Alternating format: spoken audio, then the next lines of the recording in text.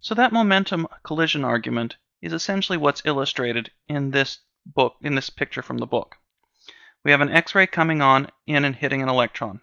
If it's not deflected, it doesn't lose any momentum, doesn't lose any energy, goes out with the same frequency and wavelength it came in with. If it deflects by a small angle, it gives the electron a little bit of momentum and loses a little bit of energy.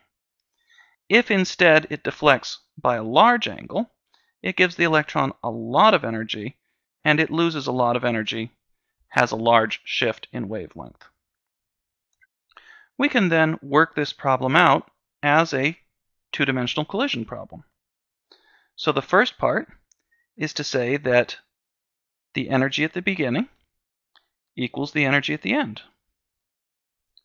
Well, that is simply the statement that Planck's constant times the frequency, the incoming energy of the photon, is equal to the outgoing energy of the photon, Planck's constant times the new frequency, plus the kinetic energy of the electron. Now, we need to use the relativistic kinetic energy. Kinetic energy is mc squared times gamma minus 1. Plugging that in and changing from frequency to speed of light over the wavelength, we get this result.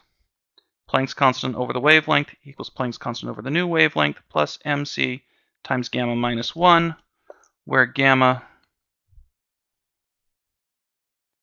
is equal to 1 over the square root of 1 minus v over c squared. Then we need to set up conservation of momentum equations. We know that the incoming momentum of the photon equals the x component,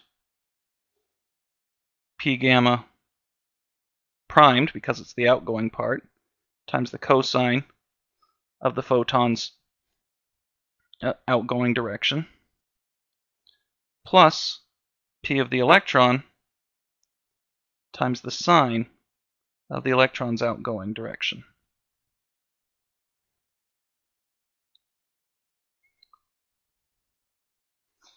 That's in the x direction. In the y direction, there is no initial momentum.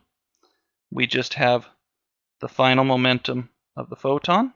Oops, not cosine, it's sine this time. It's not plus because the electron will deflect in the other direction. It's minus momentum of the electron, sine of theta, and it was a mistake here. This should have been cosine of theta. Well, that's exactly what we get right here. Incoming momentum of the photon, outgoing momentum of the photon, cosine of the photon's angle, momentum of the electron, cosine of the electron's angle. In the y direction, one moves up while the other moves down, hence the negative sign, outgoing momentum of the photon with a sign to take the y component, outgoing momentum of the electron with a sign to take the y component. From here, it's just algebra. It's complicated algebra, but it is just algebra. And what we find is that the shift in wavelength, delta lambda, is equal to Planck's constant over the mass of the electron times c, times 1 minus the cosine of phi, where phi is the angle between the original direction of the light and the scattered direction of the light. And as a general rule, this gives very good agreement